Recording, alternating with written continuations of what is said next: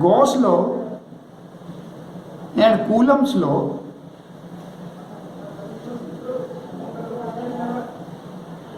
these two laws they relate electric charge with the electric field of that charge,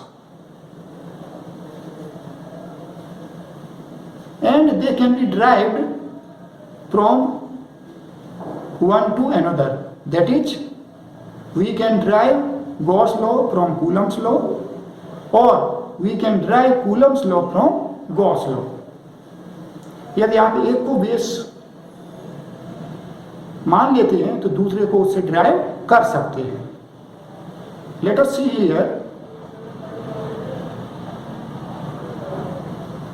how Coulomb's law can be derived from Gauss law. So Coulomb's law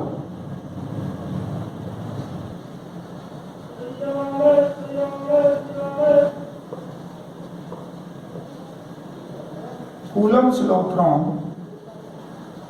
Gauss law.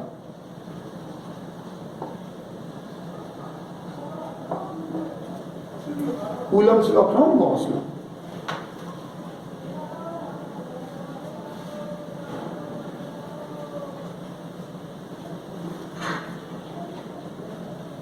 So consider a spherical surface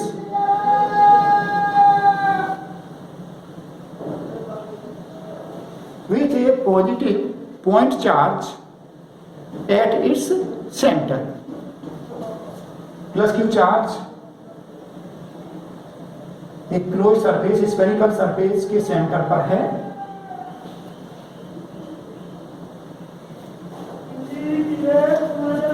This surface, closed surface, spherical surface, we call this Gaussian surface.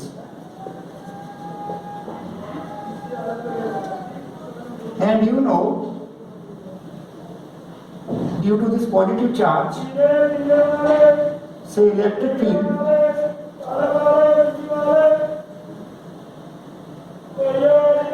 at a point on the surface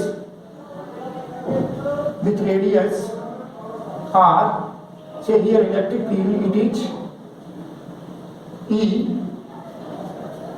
and because of symmetry we can say direction of this electric field, this is radially away, this is the direction. And if we consider area element or differential area around this point, say it is dA vector. You know, area element, it can be treated as a vector and its direction is perpendicular to the surface and outward. So dA vector, it is directed perpendicular to the surface and outward. Electric field you are seeing. So let us calculate electric flux through this surface. Electric flux through Gaussian surface, and this is spherical surface,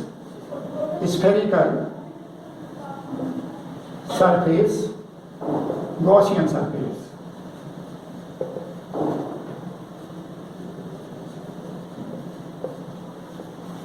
Phi is equal to, you know, integration E dot dA. Since here surface is fluid, so here we put a circle, and this circle indicates that here surface is fluid, means we are performing surface integration over fluid surface. And here some symmetry considerations is also there. Symmetry suggests magnitude of electric field at each point on this spherical surface, it is same. And and direction it is radially outward. Electric field की direction किसी भी point पर, इस surface के किसी भी point पर कैसी है, radially outward and magnitude it is same at each point on this surface. Here you can see E vector and dA vector, they are along same direction, so E dA cos 0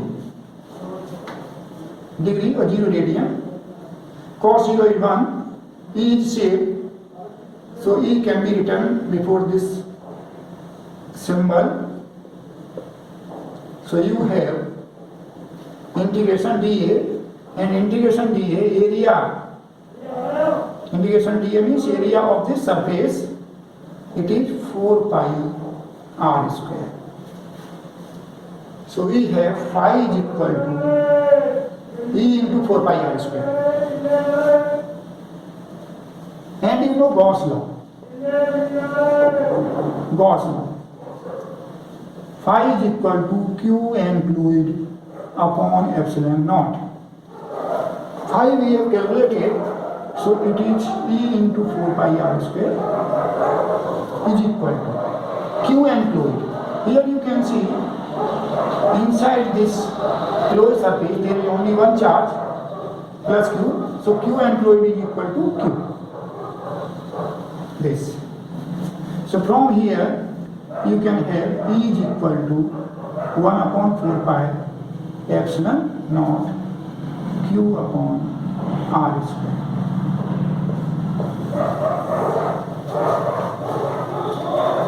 Like this, or in vector form you can say E vector is equal to 1 upon 4 pi epsilon naught Q upon r square r cap. R cap, this is a unit vector pointing radially outward. If there is a charge, say at this point Q naught charge, then force on this charge due to this plus Q, F is equal to how much? 1 upon 4 pi epsilon naught. You know F is equal to Q into F is equal to Q naught into E. So you can put value here, E value, so it becomes 1 upon 4 pi epsilon naught Q naught r square into r cap. So we have got F is equal to 1 upon 4 pi epsilon naught Q naught upon r square r cap. This relation. And you know, according to Coulomb's law, if there are two charges Q and Q naught at distance r apart, then force is this much. So this is how Coulomb's law can be derived from Gauss law. Similarly, we can deduce Gauss law from Coulomb's law.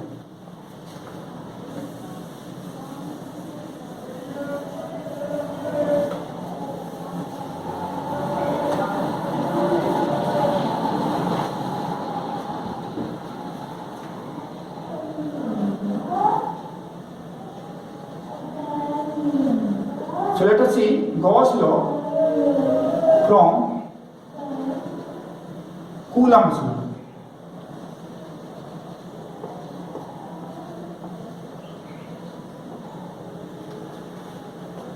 Again consider a point charge plus Q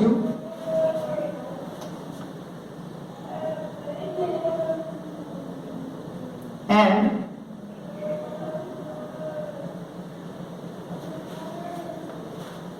a point charge plus Q naught at r distance apart.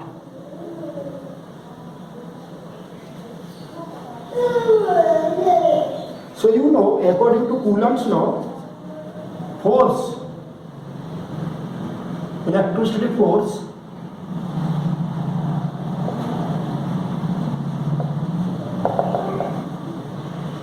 acting on Q naught charge F is equal to 1 upon 4 pi epsilon naught q naught divided by r square into r cap. Coulomb's law in vector form.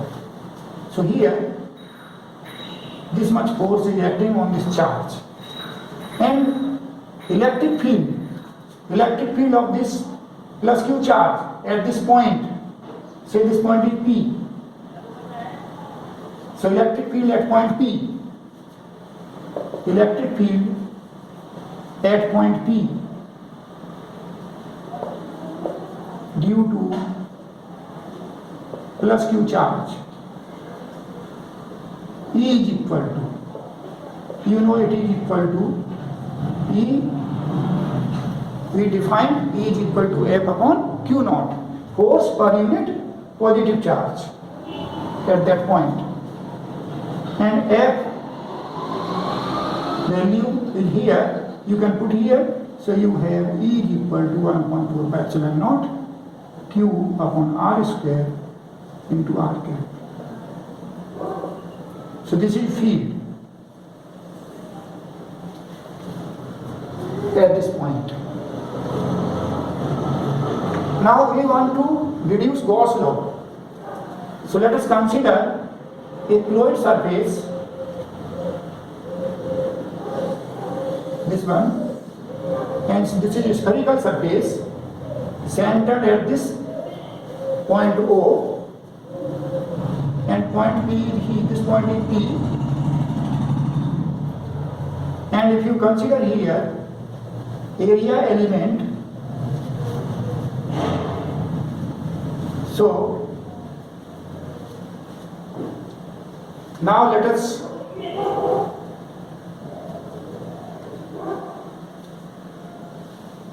find electric flux.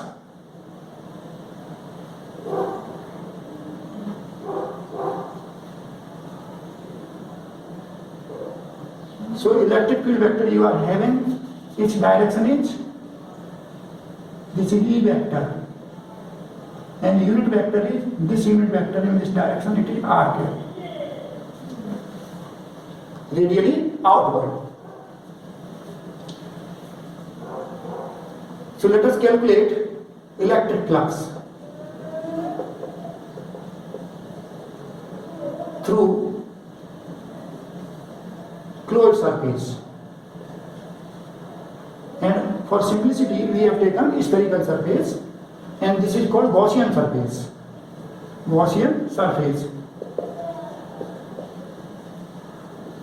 So electric flux through this spherical surface, fluid surface,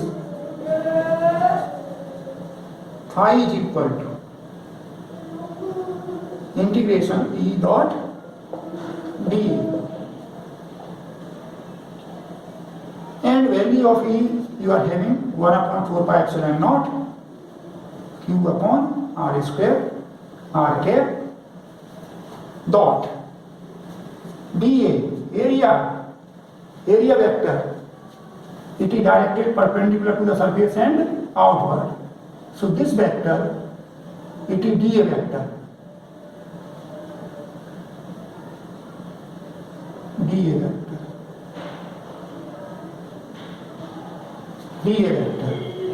So you can have dA vector, and its area is how much? You simply write here dA vector. So 1 upon 4 pi epsilon naught Q upon R square R cap dot dA vector, you can write dA is magnitude and direction of dA vector is R cap. Means this dA vector you can write like this, dA R cap, this one. R cap dot R cap, it is 1. So you can simplify it, 1 upon 4 pi epsilon naught Q upon R square. You can write before this symbol, integration symbol, and here it is left simply dA.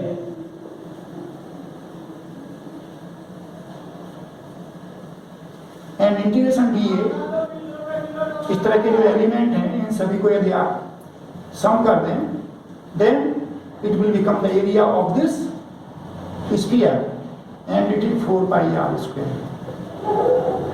So here 4 pi cancels out, r square cancels out, and it is q upon epsilon naught.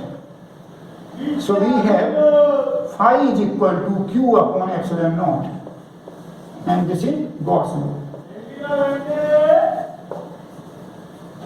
So this is how we can derive Gauss law from Coulomb's law.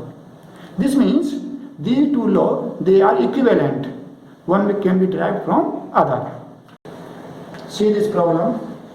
Figure shows 5 charged plastic lumps and an electrically neutral coin.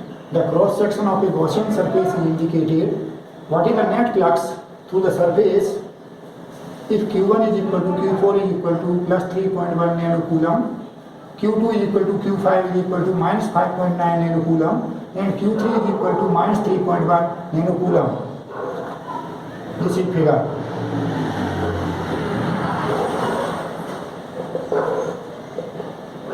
So you can see here a surface, closed surface is given, and inside this surface Q1, Q2, Q3, these are 3 charged plastic lumps, and this is a coin. It is a coin, electrically neutral coin, and outside this surface there are 2 charges Q4 and Q5.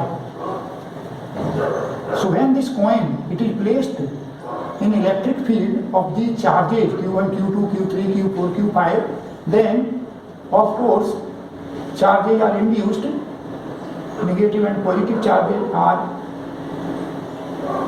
induced in the coin, but coin remains neutral. Let us calculate Q enclosed. Q enclosed is equal to Q1 plus Q2 plus Q3. See, this neutral coin, it is placed in the electric field of other charges Q1, Q2, Q3, Q4 and Q5.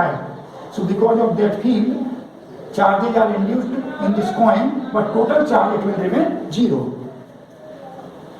So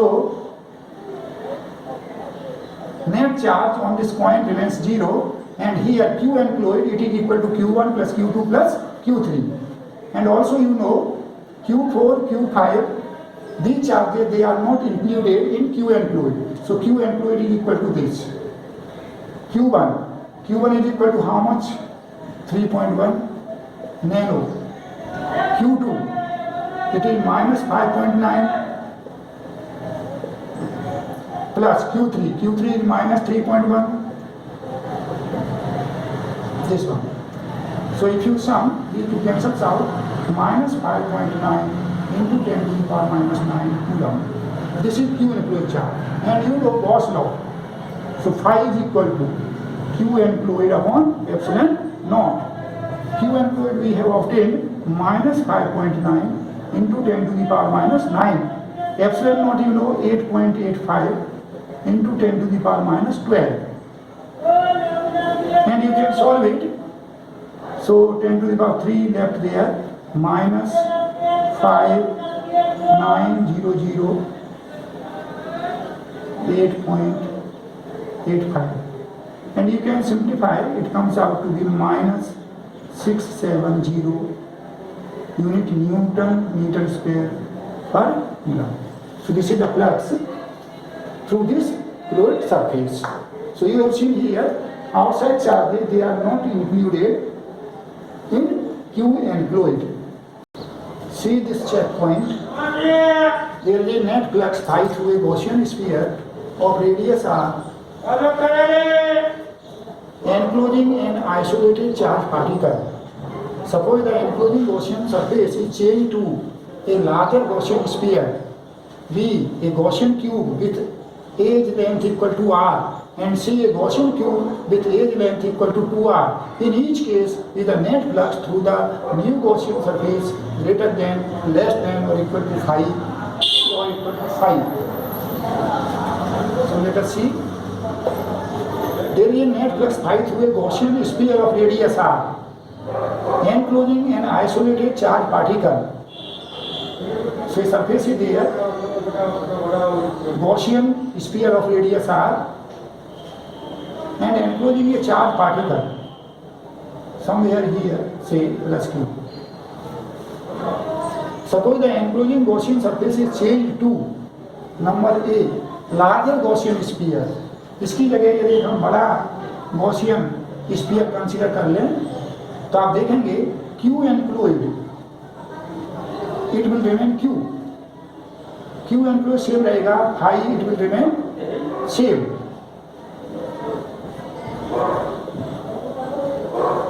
So phi remains same. Phi remains same. If you see B, a Gaussian cube with edge length equal to R, ये charge है, so this now it is employed within a cube. एक cube के अंदर charge है, somewhere like this.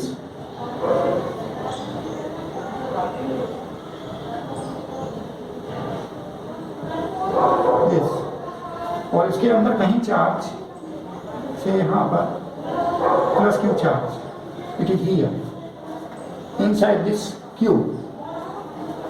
So Gaussian sphere की जगह हम एक क्यूब गॉसियन क्यूब कंसीडर करें, तब भी आप देखें Q employed it is again same and equal to q, so phi is equal to again q employed upon epsilon naught, and it is q upon epsilon naught, so phi remains same. C, a Gaussian cube with edge length equal to 2r. इस cube की as कितनी है? r. यदि एक बड़ा cube हम ले लें जिसकी एज 2r है, like this.